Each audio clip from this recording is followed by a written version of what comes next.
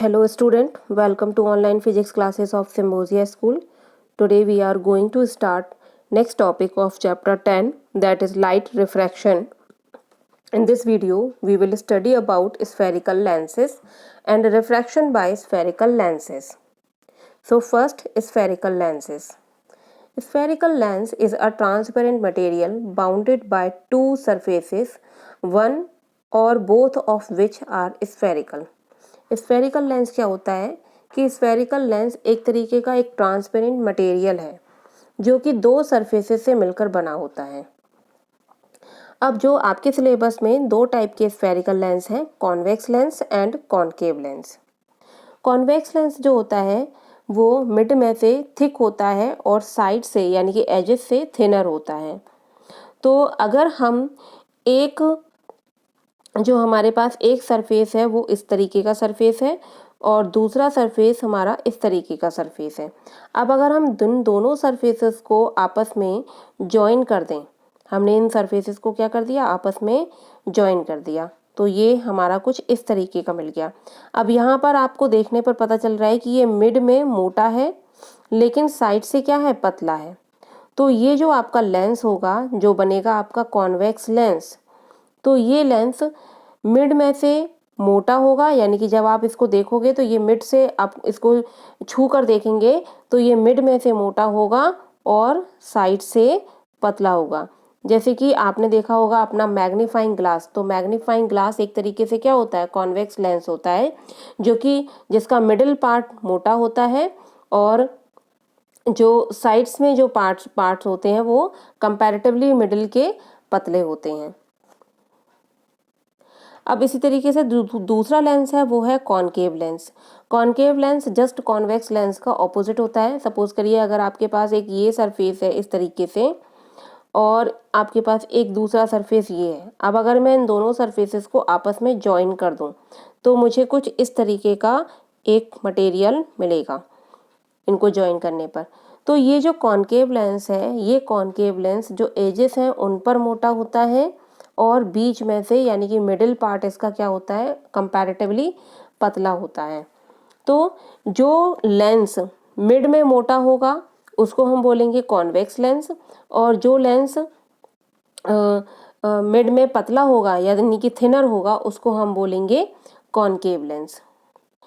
और भी लेंसेस होते हैं जैसे अगर हमने यहाँ पर साइड में प्लेन लगा दिया है, एक सिर्फ एक प्लेन पार्ट लगाया है यानी कि प्लेन ग्लास है ये हमारा, और यहाँ पर हमने अपना कॉन्वेक्स ग्लास लगा दिया है, तो ये हमारा बन गया प्लेनो कॉन्वेक्स लेंस।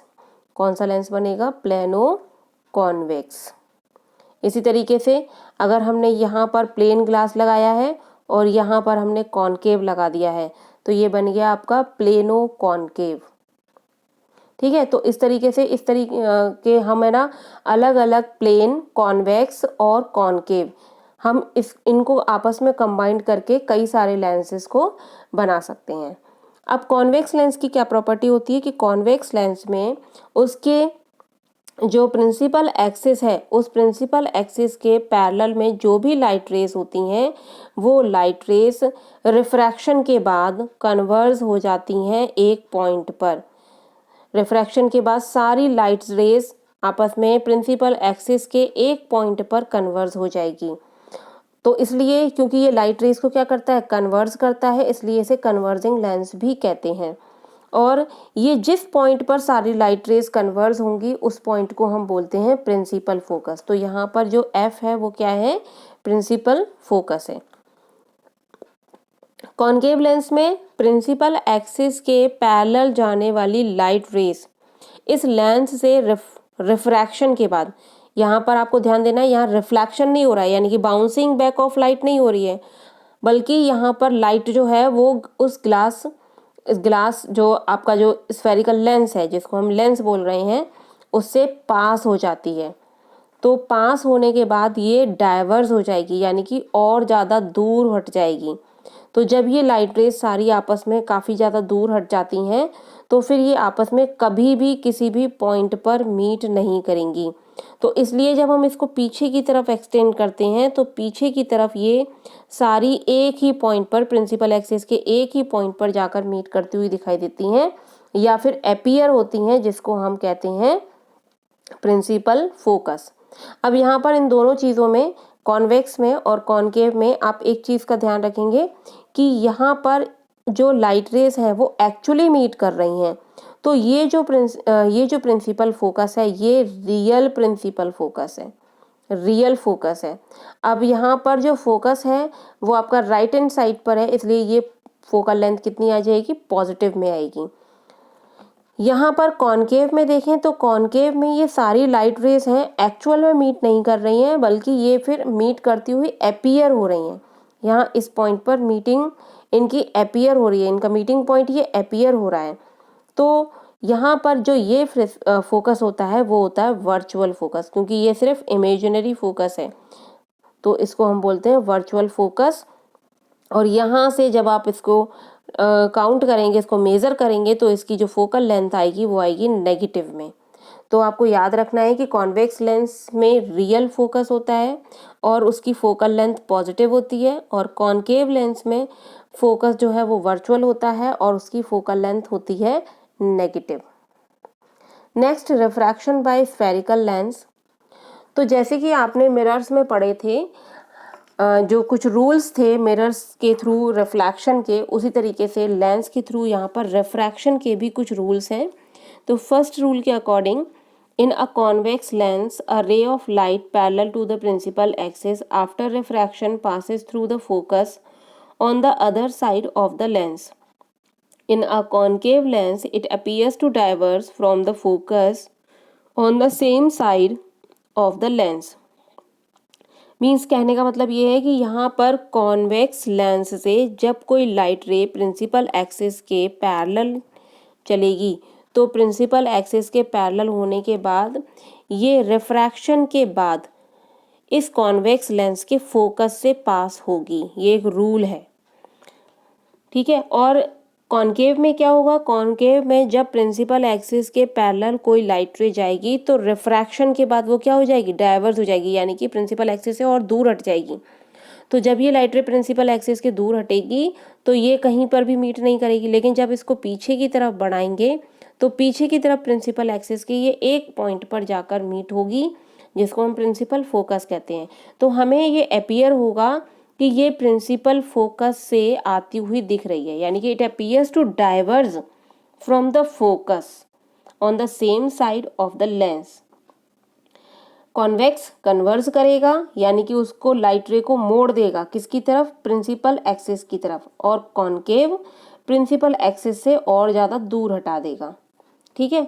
अब नेक्स्ट रूल क्या है, in a convex lens, a ray of light passing through the focus after refraction goes parallel to the principal axis. In a concave lens, a ray of light directed towards the focus after refraction goes parallel to the principal axis. Means कहने का मतलब ये है कि जो आपका first rule था just उसी का ऑपोजिट रूल है ये। तो इसमें कॉन्वेक्स लेंस के अगर फोकस से लाइट रे पास होती है, फोकस से लाइट रे पास होती है, तो वो रिफ्रैक्शन के बाद प्रिंसिपल एक्सिस के पैरेलल हो जाएगी। और फर्स्ट रूल में क्या था कि पैरेलल लाइट रे रिफ्रैक्शन के बाद प्रिंसिपल फोकस से जाएगी। अब यहाँ पर फोकस से जाती हुई लाइट रे रिफ्रैक्शन के बाद क्या हो जाएगा, पैरेलल हो जाएगी। इसी तरीके से कॉनकेव में कि फोकस की तरफ जाती हुई लाइट रे रिफ्रैक्शन के बाद पैरेलल हो जाएगी, फोकस की तरफ जाती हुई लाइट रे रिफ्रैक्शन के बाद पैरेलल हो जाएगी, और जब हम इस लाइट रे को आगे बढ़ाएंगे तो ये प्रिंसिपल फोकस पर जाती हुई मीट करेगी। नेक्स्ट रूल है, in a convex lens and a concave lens a ray of light passing through the optical centre goes without any deviation. जैसे कि आपने रिफ्लेक्शन में पढ़ा था कि सेंटर ऑफ कर्वेचर से जब कोई लाइट रे जाती है तो वो उसमें किसी भी तरीके का कोई भी डेविएशन नहीं होता है, वो उसी पाथ पर रिफ्लेक्ट हो जाती है। तो इसमें भी जब ऑप्टिकल सेंटर यानी कि लेंस का मिड पॉइंट, तो जब ऑप्टिकल सेंटर से कोई भी लाइट रे स्ट्रेट जाएगी, ऑप्टिकल सेंटर पर ही डायरेक्ट वो फॉल होगी लाइट रे, तो वो ऑप्टिकल सेंटर से सीधी चली जाती है विदाउट एनी डेविएशन, उसमें कोई भी डेविएशन नहीं होगा। इसी तरीके से कॉनकेव लेंस में भी सेम वैसे ही है। यहाँ पर भी जब ऑप्टिकल सेंटर से कोई लाइट रे जाएगी तो उसमें किसी भी तरीके का कोई डेविएशन नहीं होगा, वो सीधी पास हो जाएगी। Next and last rule. So यहाँ पर एक चीज़ आपको ध्यान रखनी है कि जो आपका यहाँ पर लेंस है, इन लेंसेज में आपको देखने पर पता चल रहा है कि ये दोनों लेंसेज में दोनों तरफ फोकस है। F1 F2 दे रखा है और 2F2 एंड 2F1 दे रखा है। तो ये किस तरीके से होता है, जैसे कि यहाँ पर हमारे ये दो कर्वेचर हैं, एक कर्वेचर हमने ये लिया, एक कर्वेचर हमने ये लिया, तो इन दोनों कर्वेचर को जब हम आपस में इस तरीके से मीट कर देते हैं या जोड़ देते हैं, तब हमारा क्या बनता है, कॉन्वेक्स लेंस बनता है।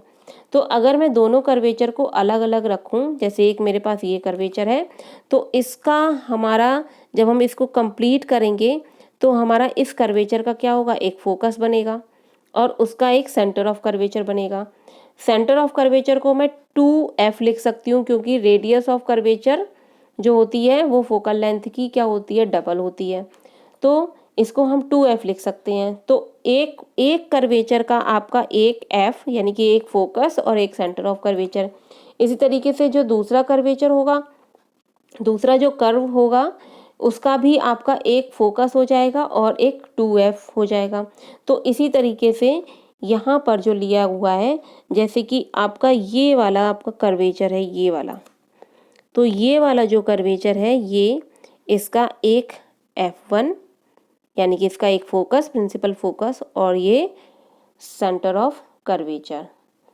अब जब हम ये वाला कर्वेचर लेंगे, ये वाला, तो उसके लिए ये होगा प्रिंसिपल फोकस और ये होगा सेंटर ऑफ कर्वेचर। तो इस तरीके से यहाँ पर जो है दोनों कर्वेचर दोनों कर्वेचर्स के लिए एक एक प्रिंसिपल फोकस है और एक एक सेंटर ऑफ कर्वेचर है। अब क्योंकि radius of curvature focal length की डबल होती है, तो हम उसको 2F लिख सकते हैं। इसी तरीके से कॉनकेव में एक आपका कर्वेचर ये हो गया, तो उसके लिए ये F1 और ये 2F1, और दूसरा आपका कर्वेचर ये हो गया, तो उसके लिए ये F2 और ये 2F2।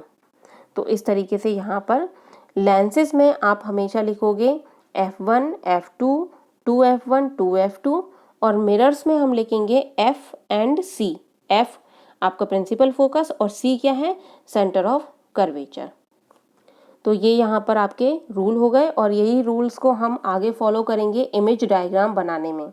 जिस तरीके से हमने मिरर्स में इमेज डायग्राम बनाए थे, उसी तरीके से हमारे यहाँ पर लेंसेज में भी इमेज डायग्राम फॉर्म होंगे। तो ये हमारा ये आज का वीडियो, जिसमें आपने पढ़ा कि रिफ्रैक्शन बाय जो आपका जो लेंसेज हैं उसके थ्रू रिफ्रैक्शन के क्या क्या रूल्स हैं और स्फेरिकल लेंसेज क्या होते हैं। Thank you.